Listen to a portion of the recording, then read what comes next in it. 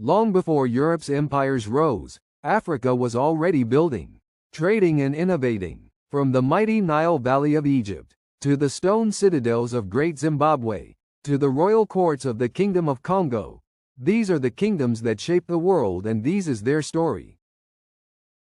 Number 1. The Kongo Kingdom. In the forests and river valleys of Central Africa, the Kingdom of Kongo emerged in the late 14th century. Its capital, Mbanza, Kongo, was a bustling city of stone houses and royal courts.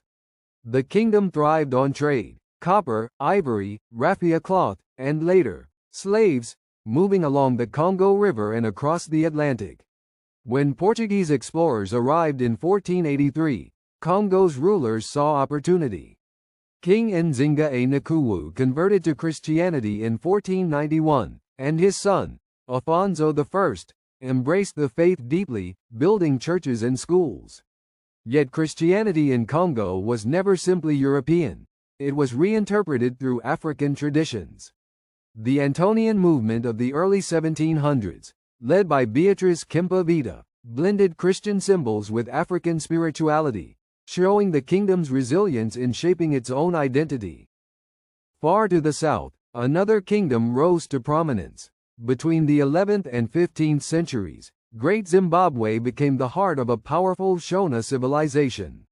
Its most striking legacy is the Great Enclosure, massive stone walls built without mortar, rising over 10 meters high. These structures were not fortresses, but symbols of authority, wealth, and engineering genius. Great Zimbabwe's prosperity came from gold mining, cattle herding, and agriculture. Its rulers controlled trade routes stretching to the Swahili coast, where merchants exchanged African gold and ivory for glass beads, textiles, and ceramics from Asia and the Middle East. This was a kingdom connected to the wider world, long before colonial maps redrew Africa's borders. To the northeastern Africa, along the fertile banks of the Nile, another great humanity culture flourished. This was the ancient Egypt. It was characterized with building pyramids and temples that still inspire awe. But Egypt's legacy is more than monuments. It actually contributed more to modern world than anyone can imagine. Firstly, its scholars developed mathematics by developing practical, foundational techniques in arithmetic, geometry, and base 10 systems driven by the need to manage agriculture, taxes, and monumental construction. Their innovations established early methods for fractions, area, volume calculations, and algebraic problem-solving that influenced Greek and subsequent mathematical traditions. Number 2 is astronomy. Egypt fundamentally shaped modern astronomy by establishing the 365-day solar calendar, dividing the day into 24 hours, and developing foundational stellar mapping techniques.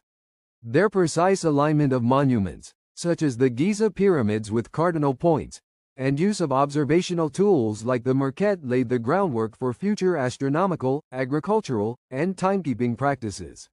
In medicine, Egypt also played a big role. Ancient Egypt established foundational practices in anatomy, surgery, pharmacology, and clinical diagnosis. They performed successful, basic surgeries, such as setting broken bones, suturing wounds, and removing abscesses. Tools like hooks, forceps, and scalpels were used in procedures. Number 4 is architecture and engineering. Egypt contributed to modern architecture and engineering through foundational techniques in large-scale stone construction, structural, symmetrical design, and surveying. These engineering techniques influenced Greece and Rome. It also laid foundations for literacy and record-keeping by creating papyrus paper and hieroglyphic writing. Egypt's influence spread far beyond Africa.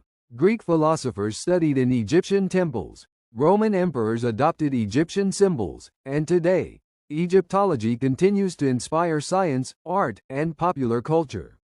Ancient Egypt is not just history, it is a living legacy. Congo, Zimbabwe, Egypt, Africa was never silent. It was a builder, a diplomat, a scientist. The past lives on, in our cities, our cultures, our futures.